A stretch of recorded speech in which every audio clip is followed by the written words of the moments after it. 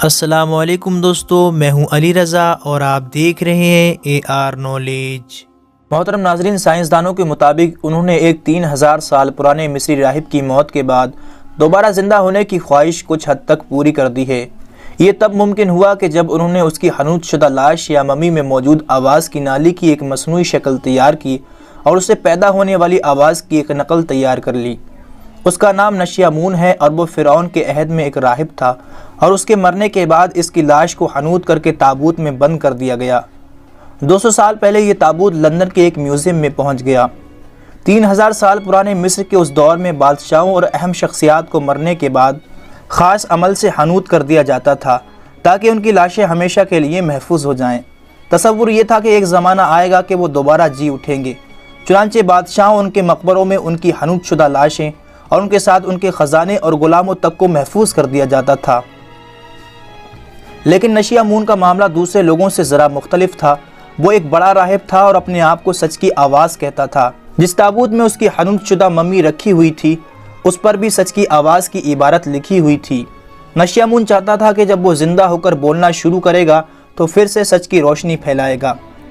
نشیامون خود تو زندہ نہیں ہوا، لیکن اس کی زبان کو زندگی مل گئی ہے اور وہ بولنے لگی ہے۔ لیکن ابھی اس نے صرف ایک ہی الفاظ بولا ہے۔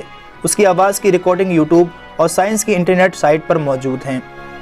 نشیامون کی آواز پر قائم کرنے والے سائنسدانوں کی ٹیم کا کہنا ہے کہ اگرچہ یہ آواز 3000 سال پرانے راہب کی ہی ہے، لیکن یہ آواز اصل نہیں ہے۔ ان کا دعویٰ ہے کہ اگر آج وہ زندہ ہوتا تو ہو بہو اسی طرح بولتا۔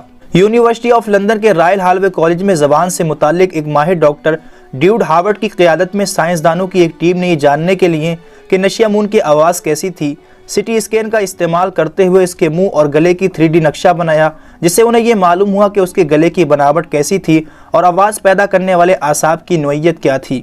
انسانوں کے بولنے میں آواز پیدا کرنے والے نسوں کی بناوٹ، زبان کا سائز، حجم، مسوڑے، دانت اور ہونٹ اہم کردار ادا کرتے ہیں۔ ان کی بناوٹ اور سائز مل کر آواز کو ایک مخصوص شکل دیتے ہیں۔ ان میں فرق کی وجہ سے ہی آواز ایک دوسرے سے مختلف ہوتی ہیں۔ ڈاکٹر ہاورڈ کا کہنا ہے کہ یہ معلومات حاصل ہونے کے بعد ہم نے اس آواز کا الیکٹرونک گراف بنایا جو ان سب کے ملاپ سے پیدا ہو سکتی تھی۔ انہوں نے کہا کہ ممی اس وقت بول نہیں سکتی، لیکن میرا یہ خیال ہے اگر یہ لاش زندہ ہوتی اور بول سکتی تو تقریباً اسی آواز میں ہی بولتی۔